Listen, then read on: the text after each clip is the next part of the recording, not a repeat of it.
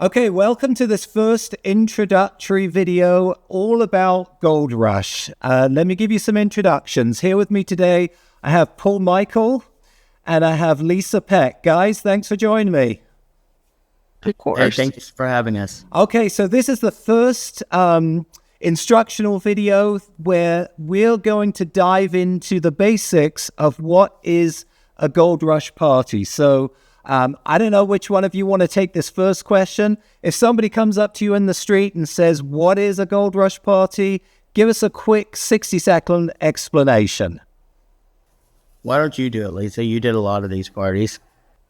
I guess if someone were to ask me what a Gold Rush party is I would just explain it's not like any party they've ever been to. Instead of trying to sell something, we're giving them money for their old broken gold that they don't do anything with. It's just sitting around in a jewelry box somewhere.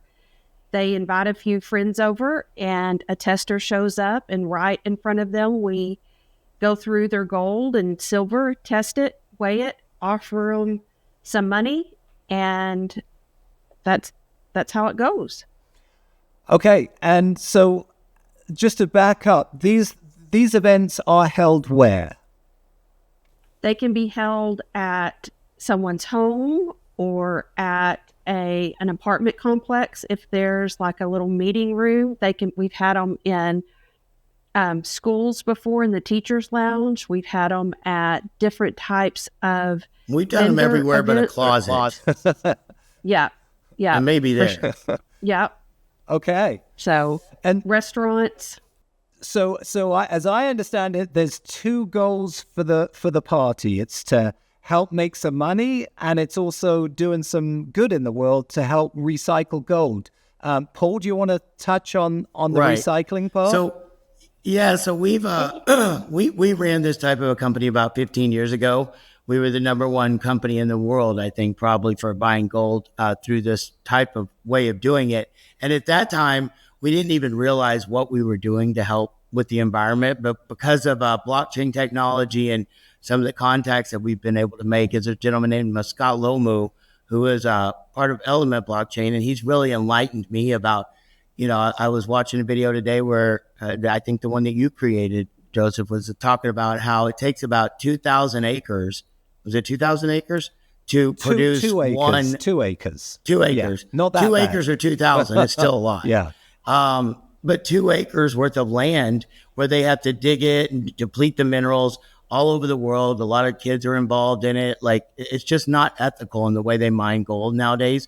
So instead of having to, go out and do that, people are recycling. Gold can be used over and over and over and over. It's like when people buy a piece of jewelry and they're like, oh, this is brand new. I can almost guarantee you it's not. Not all of it, at least, because it gets recycled. When people aren't wearing it anymore, gold is one of the only materials, gold, silver, platinum, stuff like that, is one of the only materials that can be melted down and reused. And so with us doing this, I mean, this gold that is just setting, and most people don't even realize how much they have. Yeah. It's like, I just had a friend of mine who was on a plane today coming to Nashville, and I'm in the air and I get a text message from her that said, hey, I found some old gold I want to sell you when you get back home. Like, in the last month, without me even talking about it, I probably had 10 to 20 people. They go, oh, I didn't even realize I had anything, but I went home and I looked, and I've got this chain, I've got this class ring that I don't wear anymore. People just don't realize what they have. And now the way we're doing it, we can recycle it, put it back into it. Not only can people get paid in US dollars or whatever currency around the world, but they'll also get Element tokens just for doing something good. Awesome.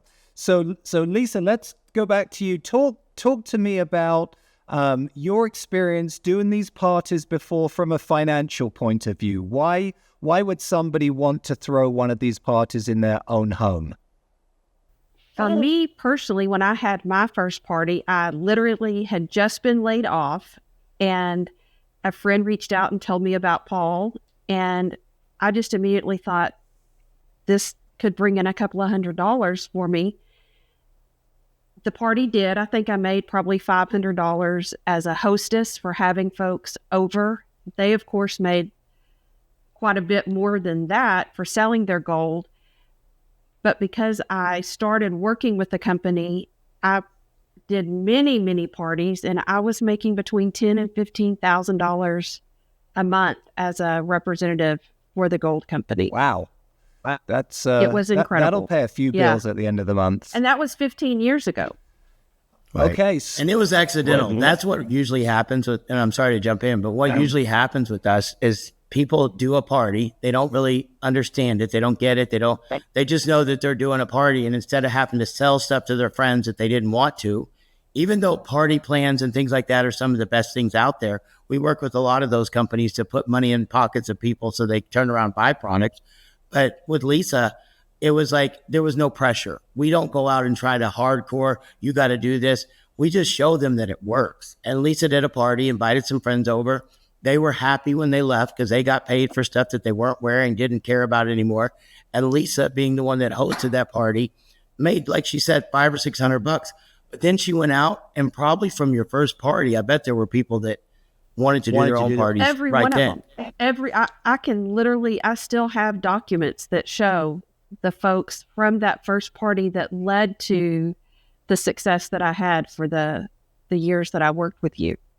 So, Lisa, I know that some people watching this may be interested in just doing this as a very side hustly kind of thing.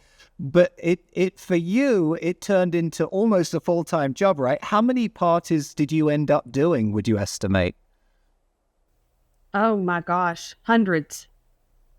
I couldn't even tell you. And Well, you did tell them the other day. it was about 60 a month. I was probably doing about 60 a month. So like a couple a day? Like a day? Over the weekend, I would do, usually we could do them on like a Wednesday night at a church event. And then it was Saturdays and Sundays, sometimes a Friday night. Okay. So, I mean, I'll tell you, when I first started doing them, we did one party and it took off. And then my ex-wife had me doing parties down in Miami. I would start on Thursday night. I would do 2 to 3 parties. Like we would have them scheduled back to back to back. And at that time, I was the only one that knew how to test, buy, and do everything. Thank goodness we got some other people like Lisa. And we're going to have the same thing with this. I'm going to be able to, because of technology now, instead of me having to have someone fly in or me do it, fly out to them and teach them or do the party, I can use technology like we're doing right now. I have a whole class, a whole seminar where people will they'll be able to learn how to buy gold. But I was doing 3 on a Thursday night. I'd start at like 5 in the afternoon. I'd do it for an hour. And we would tell people like, listen, you got to have your people there. You got to be ready. I would go in, I would buy it. I would pay 45 minutes. I was done. We try to strategically put them close enough together. On a Saturday, I would do 7 to 10 parties. The first party I ever did, we bought $5,000 worth of gold, and it was amazing. And so that just kind of catapulted. So we can do a lot of parties in a very short amount of time, but because of technology now, we can do virtual parties. We can do all kinds of different ways of doing it. super exciting. So let's break it down to somebody who's watching this for the first time, maybe feeling a little overwhelmed. Lisa, just explain to me, what does a party look like? Like if my wife decided she wanted to throw a party, and we're going to talk in the next video about the invitation process, but at the actual party, like what actually happens if I'm a fly on the wall? So I get there a little bit early and we'll set up at the kitchen table typically it's just a very small setup, a laptop and just a very small few pieces that you use to actually test the gold. And as the guests start arriving, I'll start grabbing the first ones and have them come sit down. And usually, I don't know, Paul can agree with me or not, usually what happens is everybody ends up gathering around the table, kind of watching to see what's going on, because it's exciting. And it's different. Most people don't even understand that you need to test gold. Yeah. Like most people, I think, it's either fake or it's not. And that's not always really how it works. So they sit around and they're like, oh, how do you test it? How do you do this? And sometimes we have to caution them, like, we got to work a little bit. We can't explain everything as we go, but we try to be as accommodating as we can because it's fun. And when people start realizing that first person gets this amount of money or that second person, oh my gosh, like I've seen people leave a party before, and I'm sure Lisa can tell you, I've had ladies call their husband and go, hey, this is legit. Go in my dressing room and get that stuff. So it's a cool atmosphere. So these Another thing that can go on is if you're with another person who is in a direct sales business, they can be doing a presentation for maybe cookware or candles or makeup. And while that's going on, you quietly will pull over each guest individually and will test their gold. And you're just writing them a check for them to turn around and spend on your other friends' business. Now, Lisa is living in 15 years ago. We don't do checks anymore. Oh, We true. automatically Very pay true. people by putting that money directly in their even account. better. We Yes. used to have to listen. The first party I ever did, I walked into it with $5,000 in cash, and I didn't know if I was going to walk out. Like it was like something You had it different. stuffed everywhere. Oh yeah, I had it in my socks. I had it in my car. I had to go back out because I didn't really know what was going to happen. But the first party, we ran out of money within an hour, and then we got to where we did checks. And because, like, I mean, I'm so excited about Gold Rush now just because of technology. Right. You know, listen. If you've got people that are hesitant about coming to a party, we can do an R-Link, which is what we use, a video conferencing system where we get on a video with them and talk to them and say, hey, pardon my voice, but listen, let's look at everything you have, put a face to a name. Then they may be way more comfortable about going to that party or doing a virtual party. So let's define, there's 3 roles. I don't think we've covered this. There's 3 different potential roles at a Gold Rush party. There's the person who is hosting the party and inviting all of their friends. There's the person that introduced that host to Gold Rush. And then there's a tester. Can you just really quickly define those 3 roles? Because that may be a little Sure. unclear. No, absolutely. So a host is, their only job is to get people there, and we can help them through that. In other videos and training stuff, we'll show you how you can have, invitations, you can do video stuff, all kinds of things. So the only job of the hostess is to get people there with gold. And that's what probably most people watching this video are probably potential hosts. So don't get overwhelmed by all the jargon we're talking about. Right. There's a lot of other moving parts to it, but if you're a hostess, I tell people your only job is to get people there with gold, silver, and diamonds. Because sometimes if you tell them just to get people there, they forget the other part. Right, which is Like, important. oh, we're having a party. Well, you Which- brought up diamonds. We're not buying diamonds right now, correct? Well, they can still bring. True. I mean, if they're in jewelry, they're going to have to bring it. Okay. True. Yep. So what do we and what do we not accept? Let's talk about that. So we take listen, I would tell people don't judge anything you have because you never know. Okay. I've seen people that go, oh, this isn't real, and it been worth $2,000. I've had people that think their grandmother's costume jewelry is the most precious thing on earth, and it absolutely is to them, just not to us. Right. So we buy gold, 10, 14. I'm so sorry. I don't know why. If we would have done this video yesterday, I wouldn't be in this situation. But 10, 14, 18, 22, 24, anything that's gold, we'll buy some silver. Carats but you were talking mo- there, yes? Yeah, 10 karat gold, 14 karat gold, 18, 22, and 24. There's not a lot of gold that's made out of 24 because it's very soft.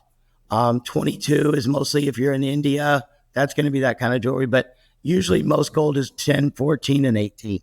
And then you got platinum, and then you got silver. So what we tell them, bring it all, we'll help you sort it out. Got it. Okay, so that's the hostess. You don't need to know anything other than I'm going to invite my friends. Then there's the business builder type person who maybe, Lisa, you can talk to that because that's what you've been.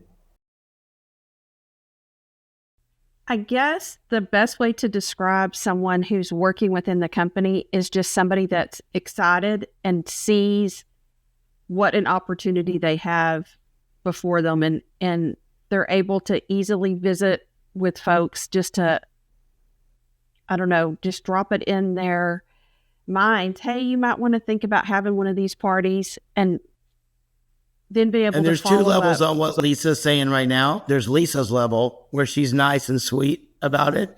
And then there's my level where I'm going to go run ads. I'm going to talk to cars under 5 miles an hour. I'm going to go out and go to networking events. I'm going to do everything I can to just get in front of as many people as possible. But there's all types of it. With Lisa, there's some people that are going to just want to do 1 or 2 parties as a hostess. There's going to be 1 or 2 parties as referring people. And there's going to be psychos like me that want to go out and like really build a business. And Lisa I got became addicted to it. you became a psycho.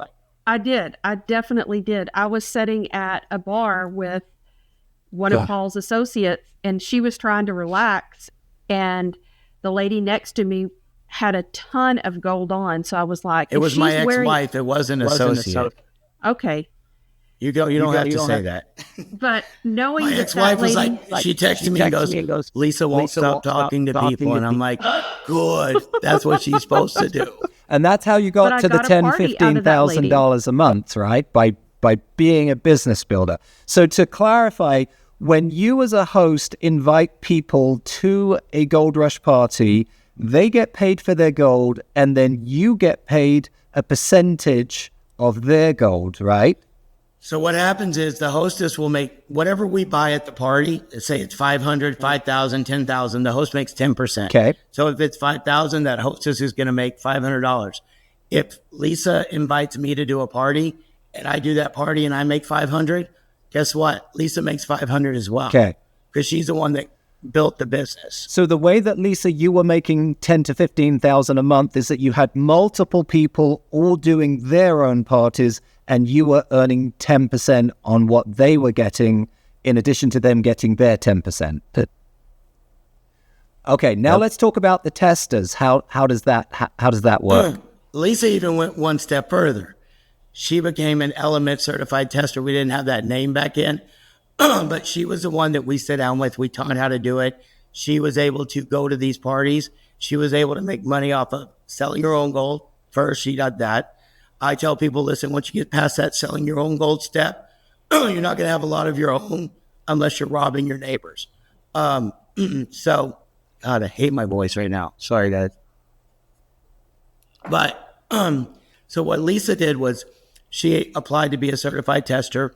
She paid a certain amount of money, which we can get you all the details on that. You get all the equipment, which there's some pretty extensive, not extensive, but you got to have a scale. You got to have the acids. And we teach you how to do it, because if you don't know what you're doing and you make a little bit of a mistake, it can be a $5,000 mistake. Right. It can be a $2,000. pocket watches. Yeah, Lisa made a mistake that I won't let her forget till this day. But we don't want that to happen. Right. So we have a whole manual that you go through. We have a class that you go through. You get to do some testing with us. When you first do a party or two, we'll probably send somebody with you. So okay, good. So I think that's a really good overview. For these videos, we're going to focus on the viewer that's watching these, probably going to be a potential host or a potential business builder, but we just wanted to give you an overview of all 3 roles. So to clarify, when people come to these parties, they are coming with their gold, they're coming with their jewelry, and they are leaving with a, what is it, Venmo, PayPal? How do we tip? Yeah, we have a couple of different options that we'll do. We have some different partners. And listen, if they have Cash App, I mean, we're going to make this as convenient as we possibly can. Right. So when we go to the party, they don't have to worry about it. We're going to be able to get that money to them immediately. Perfect. But the most important part, your most important job as a host, is to get people to the party. So in our next video, we're going to do a detailed description of how to get the most amount of people to RSVP, but more importantly, to show up with their gold. So we'll see you in the next video.